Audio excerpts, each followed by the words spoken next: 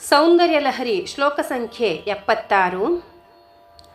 ಹರಕ್ರೋಧಜ್ವಾಲಾವಲಿಭಿರವಲೀಢೇನ ವಪುಷಾ ಗಭೀರೇತೆ ನಾಭಿ ಸರಸಿ ಕೃತಸಂಗೋ ಮನಸಿಜಃ ಸಮುತ್ತಸ್ಥೌ ತಸ್ಮಾತ್ ಅಚಲತನಯೇ ಧೂಮಲತಿಕಾ ಜನಸ್ತಾಂ ಜಾನೀತೆ ತವ ಜನನಿ ರೋಮಾವಲಿರಿತಿ.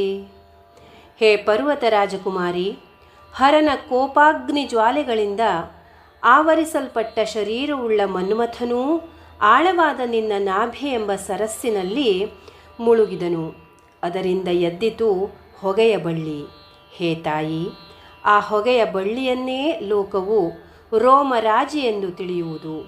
ಇಲ್ಲಿ ಶ್ರೀದೇವಿಯ ರೋಮಾವಳಿಯನ್ನು ಧೂಮರೇಖೆ ಎಂದು ಉತ್ಪ್ರೇಕ್ಷಿಸಿದೆ. ಸೌಂದರ್ಯಲಹರಿ ಶ್ಲೋಕ ಸಂಖ್ಯೆ 77. ಯದೇತತ್ಕಾಲಿಂದಿ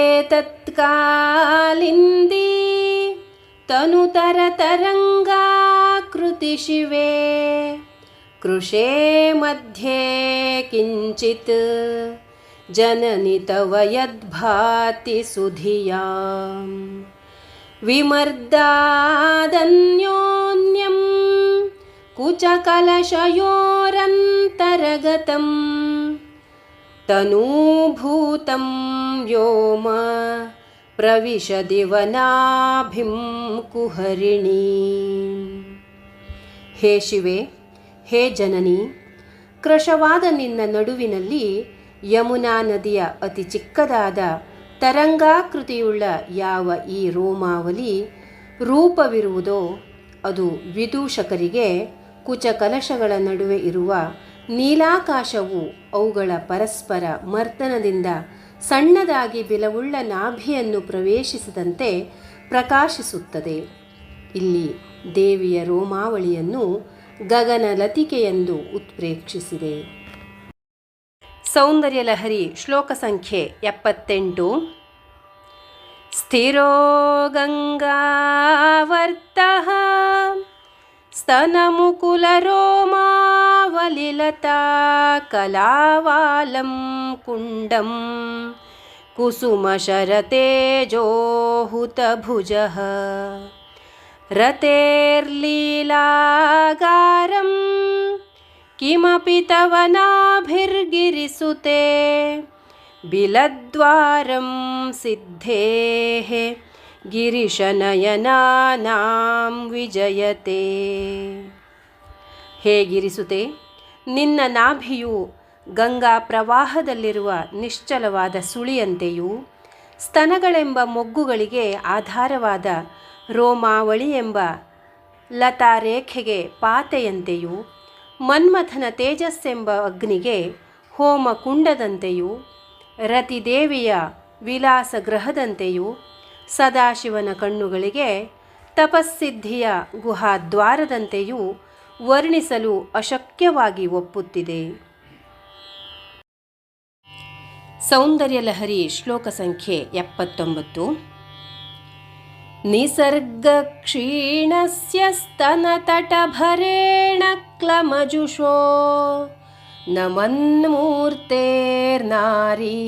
ತಿಲಕಶನಕೈಸ್ತೃಟ್ಯತ ಇವ ಚಿರಂತೆ ಮಧ್ಯಸ್ಯ ತ್ರುಟಿತತಟಿನೀತೀರತರುಣಾ ಸಮಾವಸ್ಥಾಸ್ಥೇಮ್ನೋ ಭವತು ಕುಶಲಂ ಶೈಲತನಯೇ. ಹೇ ನಾರೀ ತಿಲಕ ಶೈಲತನಯೇ, ಸಹಜವಾಗಿಯೇ ಕ್ಷೀಣವಾಗಿರುವ ಸ್ತನಗಳ ಭಾರದಿಂದ ಶ್ರಮವನ್ನು ಹೊಂದಿ ಬಾಗಿ ಬಳುಕುತ್ತಿರುವುದರಿಂದ ಯಾವಾಗ ಮೆಲ್ಲಗೆ ಮುರಿದು ಹೋಗುವುದೋ ಎಂಬಂತಿರುವ ಬೀಳುವಂಥ ನದಿ ದಡದಲ್ಲಿರುವ ಮರಕ್ಕೆ ಸಮಾನವಾದ ಅವಸ್ಥೆಯುಳ್ಳ ನಿನ್ನ ನಡುವಿಗೆ ಚಿರಕಾಲ ಕ್ಷೇಮವಿರಲಿ. ಸೌಂದರ್ಯಲಹರಿ ಶ್ಲೋಕ ಸಂಖ್ಯೆ 80. ಕುಚೌ ಸದ್ಯಸ್ವಿದ್ಯತ್ತಟಘಟಿತಕೂರ್ಪಾಸಭಿದುರೌ ಕಷಂತೌ ದೋರ್ಮೂಲೆ ಕನಕಕಲಶಾಭೌ ಕಲಯತಾ ತವತ್ರಾತುಂ ಭಂಗಾತ್ ಅಲಮಿತಿವಲಗ್ನಂ ತನುಭುವಾ ತ್ರಿಧಾನದ್ಧಂ ದೇವಿ ತ್ರಿವಲಿಲವಲೀವಲ್ಲಿಭಿರಿವ.